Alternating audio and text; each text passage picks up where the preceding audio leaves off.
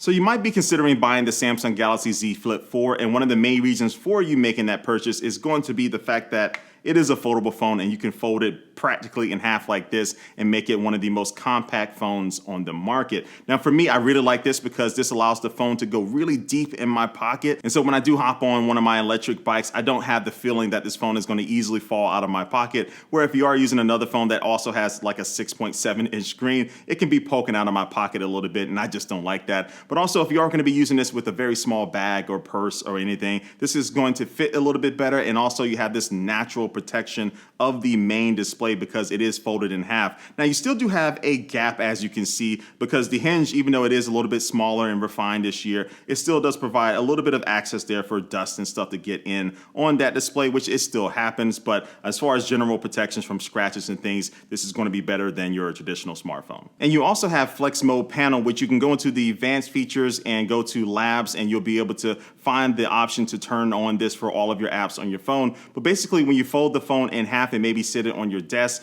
now you'll be able to have whatever that app is on the top part of your screen. And then at the bottom, you have a few options from taking a screenshot to pulling down the notification panel, and then also being able to activate this cool laptop-like trackpad now, which is new this year. And this brings a mouse cursor up on the screen, and now you can use the bottom part of the phone to be able to move that around and click and tap on things. So I still haven't yet found an app that really makes me want to use this feature all the time. So it's really not something that I'm really screaming for and jumping up and down for, but maybe you find that perfect app, maybe some type of productivity app that having that mouse cursor may be really good for you. But for me, I'm still the type of person that's just going to use my finger and just tap on the screen when I do want to do something. But look, I feel most people are going to use this mode for watching videos on their desk or something instead of having the phone flat on your desk and having to lean forward and stuff. Now you can prop it up, and yeah, the window for the video is going to be a little bit smaller because you're just using the top half of the screen, but it's going to be easier to be able to look at. But personally for me, the number one reason why I use this folding capability is to be able to take photos and videos easier. So if you are trying to take a group photo, you can find like a park bench or a table or something outside and prop it up, set a timer, and now you can jump in the photo without having to find some stranger to hold your phone. And this also makes my life a lot easier when I am recording my electric bike reviews, because if I do want to get a shot of me riding the bike, I typically have to hop off my bike,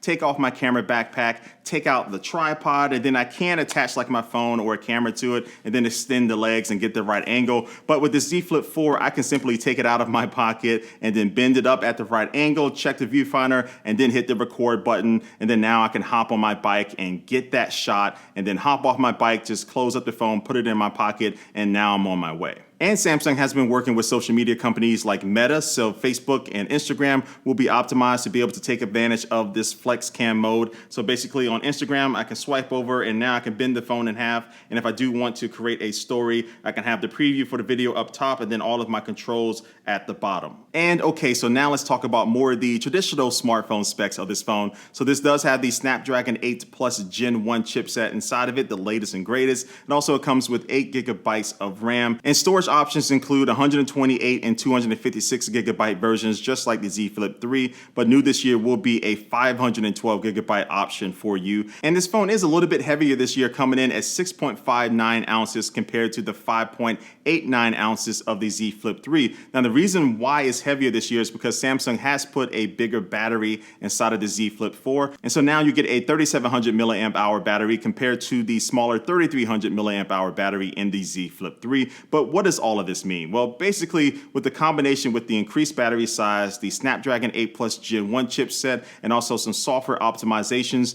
all-day battery life are easily achieved with this phone compared to how it was with the Flip 3, which if you wanted to try to get all-day battery life with the Flip 3, you needed to turn down your brightness, turn off Wi-Fi, and really kind of manage your usage throughout the day as far as doing very heavy things like watching a lot of videos or playing games. But on my heaviest usage days, when I'm taking a lot of photos and videos and watching videos, I was able to make it to the end of the day with at least like 25% to 30% battery life. So I'm really happy with the improvement in the battery. But then also when it comes to wired charging, things are a little bit better this year because now it supports up to 25 watt wired charging compared to the 15 watt on the Z Flip 3.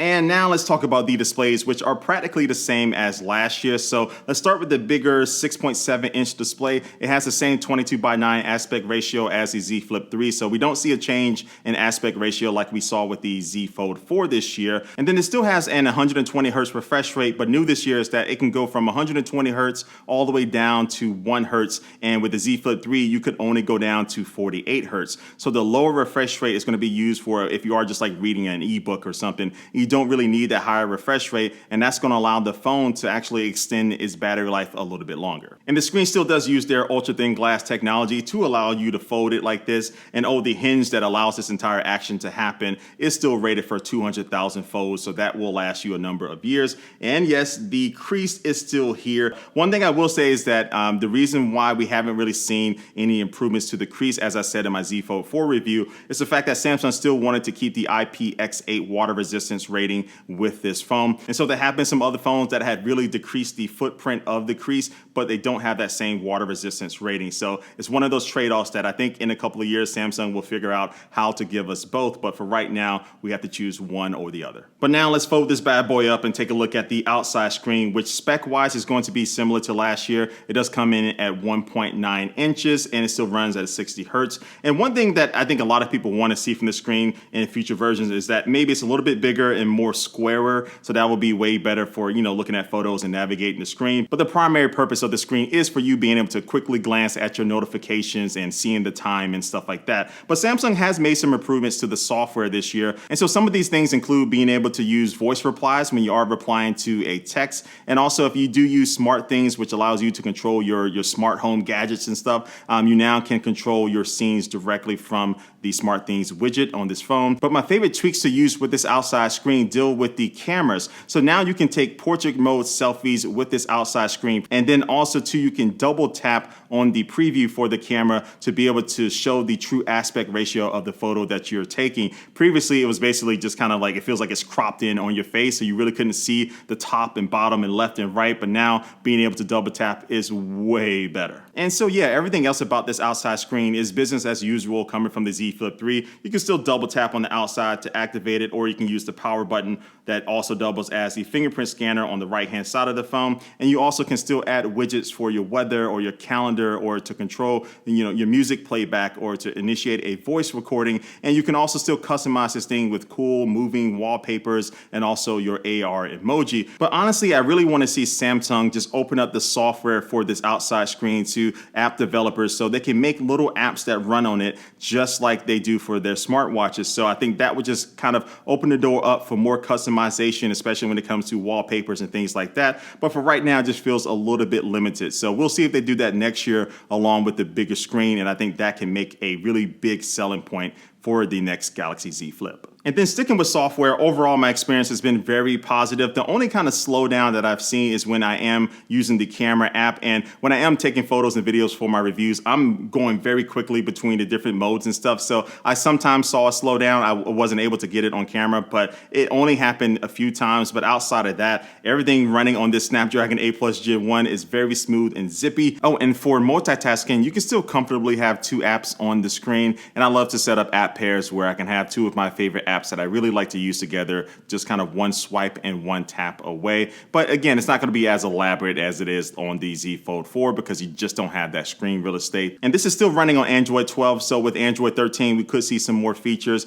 And as far as like software updates in general, Samsung is promising 4 years of Android updates and then also 5 years of security updates. So you'll be able to get the latest version of Android on this phone for 4 years, which is a good thing. All right, so say hello to the bad guy. So my fellow wrestling fans will get that. But anyway, I'm out here testing out the cameras, and this video you're seeing right now is using the front-facing camera, and I'm recording it at 4K, 60 frames per second. And I'm using the DJI microphone just because it's better quality and it's a little windy out here. But I will switch over to the Z Flip 4's built-in microphone right now. So now you can hear the audio quality that you will get typically if you're just using the phone to record some video. But now I'm gonna switch back over to the DJI microphone. All right, so now I'm just just throwing up some of the specs for the cameras on this phone. And I will say just generally what you get with this phone are going to be pretty good photos and also videos. Now this is a $1,000 phone, so if you are comparing it to other $1,000 phones, more than likely you're hitting the Ultra or the Pro models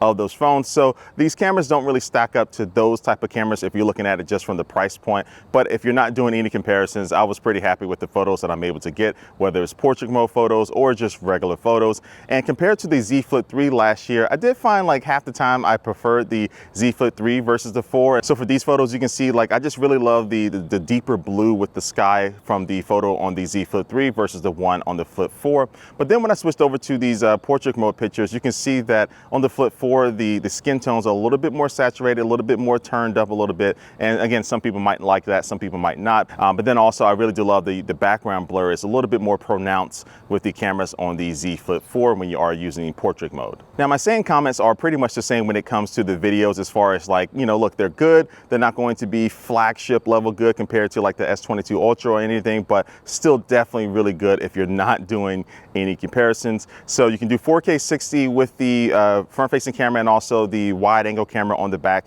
but you still can't do 4K 60 with the ultra wide camera. You can't do any 60 frames per second, whether it's HD or 4K with the ultra wide. So that was the same case with the Z Flip 3. Oh, and it has been a while since I tested out the portrait video mode, so I did that with the Z Flip 4. Still looks good in the right lighting conditions, but you know, no real big improvements with that. So look, even though the cameras aren't exactly flagship level, they're close enough. I just really want to see a telephoto camera next year. All right, so I haven't really talked about the design of this phone that much, and that's because at first glance, it looks very similar to the Z Flip 3. I did mention earlier that the hinge is going to be smaller this year, but also another change is that it is using Gorilla Glass Victus Plus on this outside glass screen, which is going to make it more durable. And then also, they have elected to go with a glossy finish on the sides or the outer frame of this phone compared to the Z Flip 3, which had a matte finish. So I don't know, how I feel about that change, but I will say this glossy, shiny surface does make the phone look more premium. And the color options that you can choose from this year include pink, gold, graphite, blue, and also this Bora purple, which I've been using here, and it looks good. But also you can go with their bespoke colors, which allow you to change up the color combinations of the phone. So you have a little bit more options to choose from. And you also have the option to choose between black, gold, and silver for the frame of the phone. And so look, to simply answer the question of whether or not you should buy this phone, I have to say, if the folding features don't really tickle you in a good way and it gets you excited, then you probably just want to go with something like the Galaxy S22. But if you are interested in the benefits of this foldable phone, one good thing with the pricing is that it does still start at $1,000 like the Z Flip 3 this year, but Samsung's pre-order deals for as far as trading in the Z Flip 3 to get the Z Flip 4, they are at least giving you $800 if you do trade in your Z Flip 3. Now, by the time you're watching this video, the pre-order deals probably are going to be already done. So that's something to think about next year. If you do get this Flip 4 and you want to trade it in for the Flip 5, you can probably be only seeing yourself paying a little over $100, maybe $200 to get that latest and greatest phone, which is a good deal all around. But either way, I just really recommend going with your gut feeling on whether or not this phone is going to be made for you. I still think this is the best everyday foldable phone to choose from, but you let me know what you think down in the comments of this video, and give this video a like if you did like it. But like always, I do want to thank you for watching this video, and I will catch you later. Peace.